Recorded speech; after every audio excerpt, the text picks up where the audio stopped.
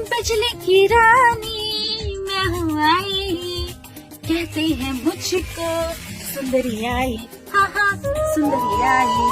सुंदरी शीशे में खुद को देख के निहारते हुए कहती है और खुद से बातें करती है। उफ, हाय ये मेरी कातिल अदा, कितनी सुंदर हूँ मैं। ऊपर वाले ने बड़ी ही फुर्सत से बनाया है मुझे। दरअसल सुंदरी एक बहुत बड़े सेठ की इकलौती औलाद होती है। उसके आगे पीछे 10-10 नौकरानियां घूमती है। जमीन पे भी उसके पैर पड़ने नहीं देती। सुंदरी को अपने रंग रूप पे बड़ा ही घमंड होता है। वो सोचती है पूरी दुनिया में उसके जैसा कोई भी सुंदर नहीं है। फुल्की, अरे ओ फुल्की, कहाँ मर गई तुम? क्या तुम्हें पता नहीं, जब मैं सुबह उठूं मेरी चप्पल सामने होनी चाहिए। अब मेरी चप्पल नहीं मिल रही, मेरे पैर गंदे हो जाएंगे। माफ करना मालकिन, ये रही आपकी चप्पल। सुंदरी के माता पिता को बहुत दुख होता है सुंदरी के स्वभाव से। सुंदरी की माँ, मुझे बहुत टेंशन होती है हमारी बेटी के इस स्वभाव से। कल को इसकी शादी होनी है, क्या ससुराल में भी ये यही करेगी? पर इसमें इसकी कोई गलती नहीं है, गलती हमारी है। बचपन से ही हमने उसे जरूरत से ज्यादा सुविधाएं दी, जिसका वो गलत फायदा उठा रही है। आप सही कह रहे हैं जी, उसकी शादी की उम्र भी हो गई है और शादी के लिए मानती भी तो नहीं वो। अच्छे से अच्छे रिश्ते का मजाक बना के भगा देती है। देखो सुंदरी की माँ, आज तक जो हुआ सो हुआ, पर अब ये सब नहीं चलेगा। शादी के लिए उसे हाँ करनी ही होगी। आज शाम को एक बहुत अच्छे घर से रिश्ता आने वाला है सुंदरी को देखने, तुम उसे मना लो। मैं कोशिश करती हूँ जी उसे मनाने की। सुंदरी अपनी सहेलियों से मिलने जाती है। वो पूरा पूरा दिन अपनी सहेलियों के साथ बिताती, मौज मस्ती करती। अच्छा, शाम होने को आई है, अब मैं चलती हूँ। सुंदरी, तुम हमेशा जब भी बाहर निकलती हो तो छाता क्यों लाती हो? अरे मूर्ख, छाता नहीं लाऊंगी तो तुम जैसे काली और बदसूरत ना हो जाऊंगी। हाँ, ऐसे ही थोड़े लोग मुझे रूप की रानी कहते हैं। हाँ। सुंदरी अपनी सहेली को नीचा दिखाकर गुनगुनाते हुए घर चली जाती है। बिजली की रानी मैं हूँ आई, कहते हैं मुझको सुंदरी आई। हाँ हाँ सुंदरी आई। जब घर पहुँचती है तो उसकी माँ उससे कहती है, बेटी कहाँ रह गई थी तू? क्यों माँ, कौन सी आफत आ पड़ी अब? जा जल्दी से तैयार होकर आ जा, तेरे बाबा के साथ तुझे देखने रिश्ते वाले आ रहे हैं। क्या माँ, आपको कितनी बार कहा है मेरी शादी का ना सोचा करो। मैं इतनी सुंदर हूँ कि मुझे अपने आप लड़का मिल जाएगा। अरे फिर भी एक बार देख तो ले। सुंदरी गुस्से में लाल पीली होकर कहती है, आने तो दो, कौन आता है देखने? कौन मेरी खूबसूरती की आगे टिक पाता है? ऐसी बेइज्जती करके भगाऊंगी ना, याद रखेगा। थोड़ी देर बाद मेहमान आते हैं। घर वाले उनकी खातिरदारी में लग जाते हैं। सुंदरी को देखने जो चूहा आया था वो जरा सा मोटा था। क्या पिताजी, मैं कहाँ और ये कहाँ? ये आपको कहाँ से मेरे बराबर का लगता है? ये तो आटे की बोरी जैसा दिखता है। इस तरह सुंदरी मेहमानों की बेइज्जती करके भगा देती है। उसके माता पिता सुंदरी के किए पे बहुत दुखी होते हैं, पर सुंदरी के आगे किसी की न चलती। कुछ दिनों बाद फिर से सुंदरी के लिए एक बहुत अच्छे घर से रिश्ता आता है। सुंदरी का पिता इस बार इस रिश्ते को किसी भी हाल में नहीं गंवाना चाहता था, इसलिए वो सुंदरी से खुद बात करता है। देख बेटी, इस बार मेरी नाक मत कटवाना, रिश्ता बहुत बड़े और अच्छे घर से है। ऐसे रिश्ते बार बार नहीं मिलते। इस बार कोई गड़बड़ मत करना, और अगर इस बार कुछ ऐसा किया तो उसकी तुम्हें बहुत बड़ी सजा मिलेगी। सुंदरी सोचती है, हाँ, पिताजी तो मुझसे बहुत प्यार करते हैं। आज तक बचपन से ऊंची आवाज में बात नहीं की तो सजा खाक देंगे। घर में फिर से मेहमान आते हैं।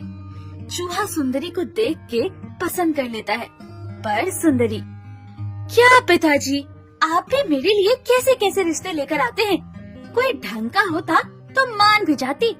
इसकी दाढ़ी देखी आपने, जैसे मुंह पे घास उगाई हो। ये कहते हुए सुंदरी उनका मजाक बनाती है। मेहमानों की इतनी बेइज्जती होने के बाद वो वहाँ से चले जाते हैं और सुंदरी के पिता को बहुत गुस्सा आता है। सुंदरी, तूने मुझे बहुत अपमानित किया आज फिर से। मैंने तुम्हें कहा था ना कि तुम्हें आखिरी मौका दिया है मैंने। अब मैं तुम्हारे लिए कोई अच्छा रिश्ता नहीं, बल्कि किसी भिखारी से तुम्हारी शादी करवाऊंगा, और यही तुम्हारी सजा है। थोड़ी देर बाद एक भिखारी डफली बजाता हुआ, गाना गाता हुआ घर के बाहर से जा रहा था। उड़ जा काले कावा, तेरे मुंह विच खंड पावा। सुंदरी के पिता को उसकी आवाज बहुत अच्छी लगती है। घर के नौकर से बोल के उस भिखारी को अंदर बुलवाकर गाना गवाया जाता है। वाह, तुम्हारी आवाज तो जादू है। बहुत अच्छी आवाज है तुम्हारी। मालिक, अब मुझे कोई इनाम दीजिए, मैंने आपको गाना सुनाया। हाँ, मैं तुम्हें इनाम दूंगा, और इनाम के तौर पे मैं तुम्हारी शादी अपनी बेटी से अभी के अभी करवाऊंगा। जब ये बात सुंदरी को पता चलती है तो वो बहुत ड्रामा करती है, रोती धोती है। पिताजी, ये आप क्या कर रहे हैं? इस भिखारी के साथ मेरी शादी करवा रहे हैं। मुझे लगा आप ऐसे ही बोल रहे थे, अब सच में सजा दे रहे हैं मुझे। माफ कर दीजिए पिताजी, आप जिससे बोलेंगे मैं उसी से शादी करूंगी। लेकिन सुंदरी के पिता उसकी एक नहीं सुनते और उसकी उसी भिखारी से शादी करवा के सुंदरी को विदा करने की तैयारी करते हैं। आपने मेरी शादी इस भिखारी से तो कर दी, पर अब ये मुझे कहाँ लेकर जाएगा? वैसे भी मैं आपकी इकलौती संतान हूँ, सारी संपत्ति पे मेरा हक है, मुझे यही रहने दीजिए। बिल्कुल भी नहीं, शादी के बाद बेटी का घर उसका ससुराल ही होता है। अब तुम्हारा पति तुम्हें जहाँ ले जाए तुम्हें वहीं रहना है। लेकिन पिताजी, मुझे आपने कितने लाड प्यार से रखा है, मैं कैसे रहूंगी? ये तुम्हारी दिक्कत है, अब जाओ अपने पति के साथ। हमारा फर्ज यही तक था। तुम अपने कपड़ों की गठरी भी ले लो, वहाँ जाके क्या पहनोगी? सुंदरी ने कभी कुछ काम न किया था। आज वो अपने कपड़ों की गठरी सिर पे उठा के जा रही थी। हम क्या पैदल जा रहे हैं? गड्डी कहाँ है? तुम क्या मजाक कर रही हो? मैं भिखारी हूँ, मेरे पास गाड़ी नहीं है, और अब तुम्हें भी मेरे साथ पैदल चलने की आदत डालनी होगी। और अब जल्दी चलो, शाम हो जाएगी घर पहुँचते पहुँचते। बहुत चलने के बाद सुंदरी थक चुकी थी। उफ, मैं थक गई हूँ अब, और कितना चलना है? थोड़ी देर बाद एक झोपड़ी दिखती है और भिखारी सुंदरी से कहता है, ये है मेरा घर। क्या ये झोपड़ी तुम्हारा घर है? ऐसे घर में तो मेरे नौकर भी नहीं रहते। अब तो तुम्हें यही रहना है, तुम चाहो या ना चाहो। सुंदरी रोने लगती है अपनी किस्मत पे।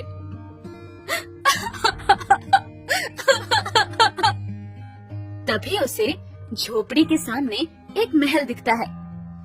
अरे, ये महल किसका है? ये उसी का महल है जिसकी दाढ़ी का तुमने मजाक उड़ाया था। सुंदरी अपनी किस्मत को कोसती हुई कहती है, मैंने कितनी बड़ी गलती की, नहीं तो इस झोपड़ी के बदले में आज इस महल में होती, मेरी शादी इस महल में होती।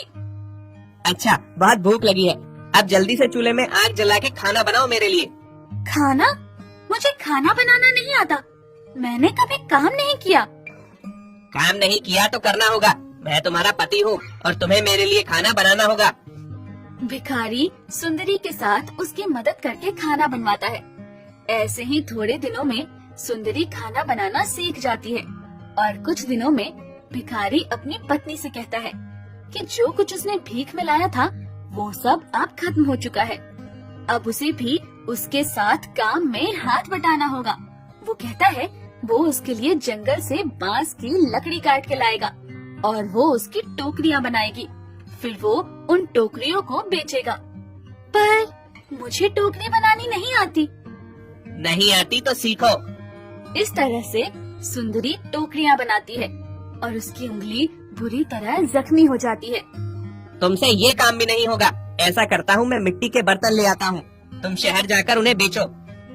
सुंदरी से उसका पति हर वो काम करवाता है जो उसने कभी नहीं किया होता और अब सुंदरी को इस बात की चिंता थी कि मैं मिट्टी के बर्तन बेचने जाऊंगी तो मुझे कोई पहचान न ले और मेरा मजाक न उड़ाए।